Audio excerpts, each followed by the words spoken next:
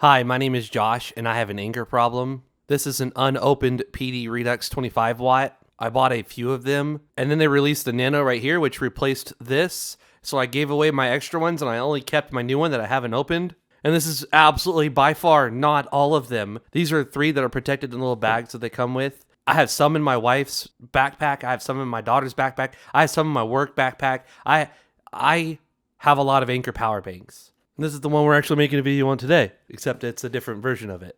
What's going on, YouTube? This is What Would Josh Do, and this is an exciting video on a brand new Anker product.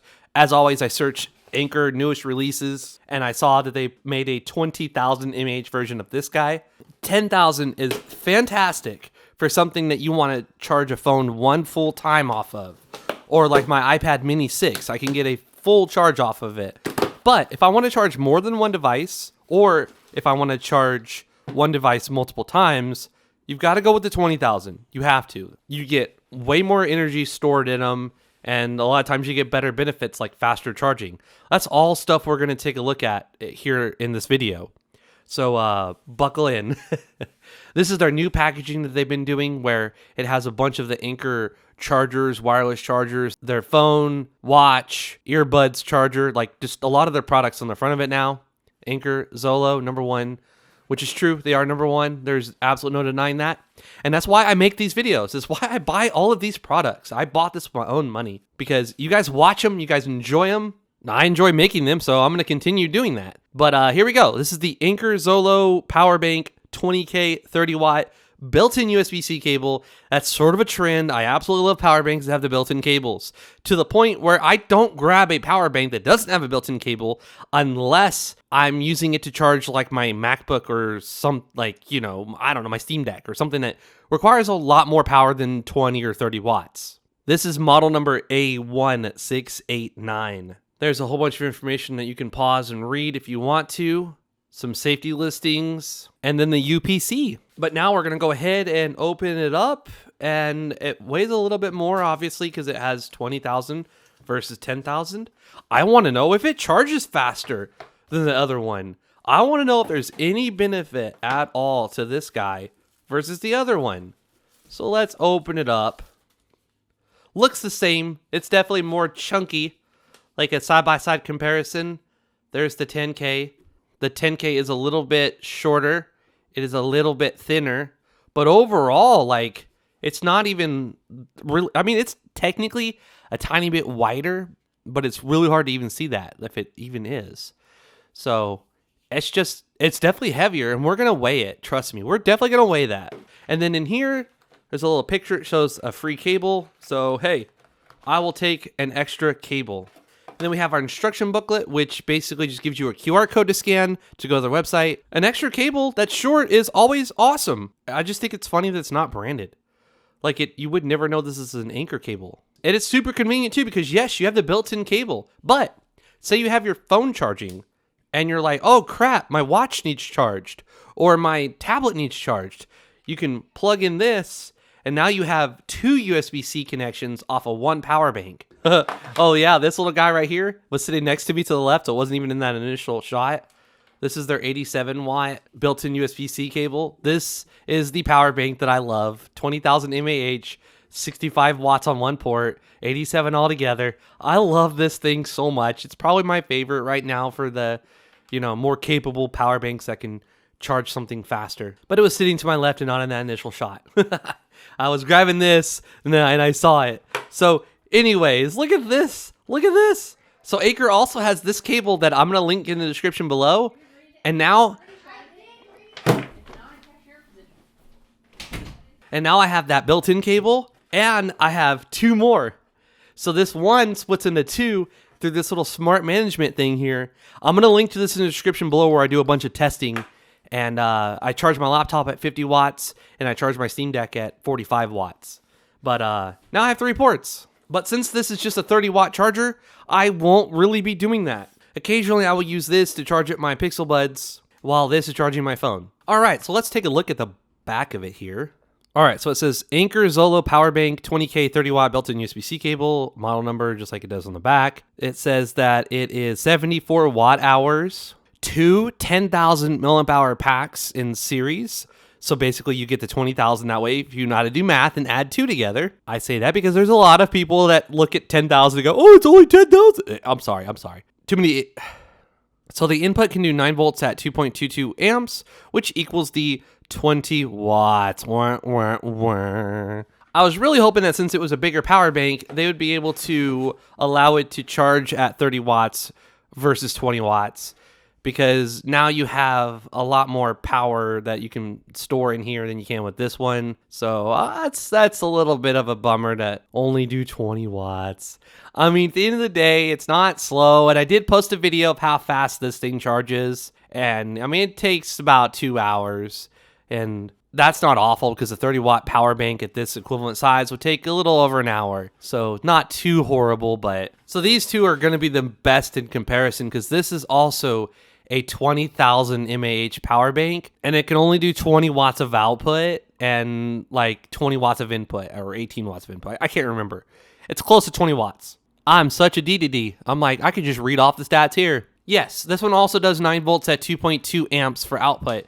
The biggest difference between these two is going to be the output. The USB-C output on the new power bank can do a lot more voltages than the one on the right. The one on the right can do 9 volts at 2.2 amps to equal 20 watts of output. But this one can do a lot more, such as 9 volts, 3 amps, 12 volts at 2.5 amps, 15 volts at 2 amps, which is what the Steam Deck's going to do, or 20 volts at 1.5 amps, which is what your laptop's going to do. So these two are probably going to be the most direct comparison, except this one can output 10 watts more than this one can, but it charges at the same speed, and they're about the same size. This one was my favorite because I brought my iPad mini to work on my lunch break, and for 1 hour every day, I'd have it charging with this guy, and then every like 3 or 4 days, I would just charge up this guy, and you know, I really did like it. But lately, I've switched to this guy just because it can charge up my devices even faster than 30 watts.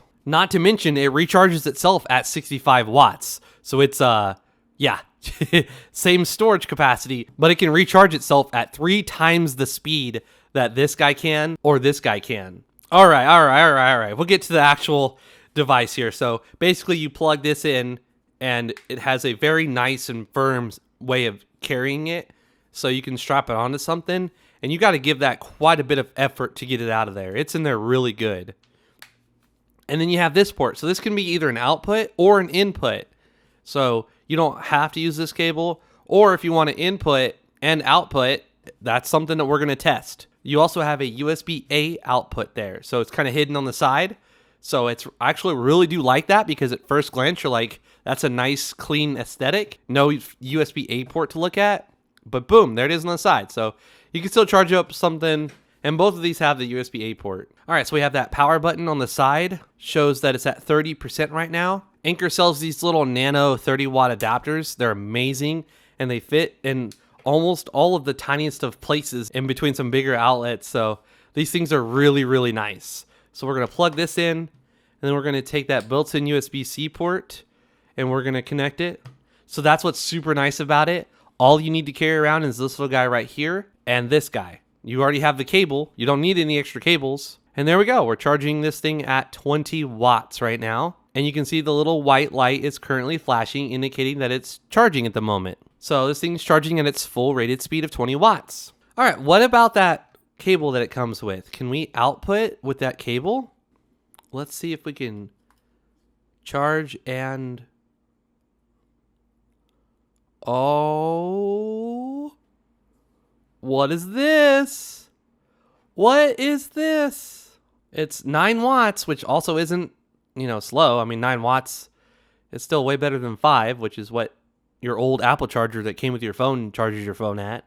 Oh, and it says charging rapidly too. So there we go. We're getting 9, almost 9.5 watts. And we're pulling almost 12 with 11.5 from the wall. And the little light is still flashing. So, okay, this does appear to have pass-through charging. So if you keep it like this at night or while you're at school or work, you know, you're going to wake up or get off work or get out of school and your phone's going to be at 100%, and so is the power bank. So that's huge. You wake up in the morning to start your day, you got a full phone and a full power bank. That's awesome. All right, so this cable is just providing power to this tester, And then I'm going to plug this in right here. And we're basically going to see what all this thing can do. And now it's going to run through all the different protocols this thing has. Okay, I see some very good stuff in here, man. All right, so let's start at the top. And we have FCP, boom, there you go. We got SCP, boom, there you go. We got AFC, boom, there you go. And then we got Quick Charge 3.0 Plus, boom, there you go. That's a lot of data there. And then we have the most important thing to me, which is the PD3. If we click on that, look at all that. Just enjoy it. 20 volts at 1.5 amps to charge with that laptop. 15 volts to charge with that Steam Deck at 30 watts. We got PPS, so that means our Google Pixel is going to charge at a very high speed of 30 watts. That means that our Samsung Galaxy phone is going to charge at super fast charging 25 watts because of that PPS at up to 2.75 amps. So I also got this new tester that I'm not enjoying nearly as much as my other tester. It's not nearly as friendly as the other one, and I don't like how it shows all the data. I'm just not a fan of this tester right now. So let's connect it to that USB-A port, just because that's the biggest benefit that it has to me. This one right here is USB-C. This company does make one that's USB-C only, like it's USB-C directly. This one you gotta have an input USB-C cable and then an output USB-C cable. It's a little different. But there you go. There's all the protocols that this thing can do over that USB-A port, which is actually kind of impressive. It also shows that it has that super VOOC9. All right, so now we're going to go ahead and go into the phase where we basically just plug in devices and see what happens. So plugging in our Google Pixel 8 Pro, and you can see that it's using PPS. So we are rapidly charging this phone. It is at 83%. So when your battery gets full, it's going to start slowing down charging substantially until it reaches 100. But when it's almost dead, it's going to let all of the charging in. So yeah, it looks like it can do PPS just fine on this phone. All right, in my iPhone 15 Pro Max. So I plug that in and look at that. This phone is at 30%. So right now it's going to let all of the charging in. So that's pretty cool. That's a very high speed for this phone. 27's the maximum in theory. And we're getting 25.5 easy. 26. There we go. All right. So if you have an iPhone 15 Pro, 15 Pro Max, you're going to absolutely love this power bank. All right. And this is my iPad Pro M4. This is the 11-inch. For those of you that follow all my videos, you know I got the 13 and I returned it. I went back and got the 11, and I'm much happier with the 11 than I was the 13. And I got the base model versus the highest end model because it didn't make a difference and it wasn't worth $2,000 to me. So there you go. You can see we're at 43% battery and the charging icon is there. And then here we're charging it at 28 watts. So yeah, we're going to get the full 30 on our iPad Pro, which is quite nice. And then for the last test, we're going to plug in our MacBook Pro 2021 14-inch. And there you go. So we are charging this thing at 20 volts and we're getting 30 watts into it. So, and with 20,000 mAh, this will put a nice charge into this laptop if this was our only option. And then, like I said, we can use that cable that they provided to us, the little short one, and we can charge this thing using that input port. And you can see that we're charging it at almost 9 volts and 2.2 amps. We're putting 20 watts into this power bank right now. Whew. Oh man, before editing, this is a 30-minute video, so I'm curious to see how long it'll be after I edit it. But yeah, so this is the 10,000 and the 20,000. I did a separate video on this, so that's why I'm not testing anything on it. I did a separate video. You can search it, or I'll maybe remember to link to it in the description, but it's the same battery, just this is the bigger version.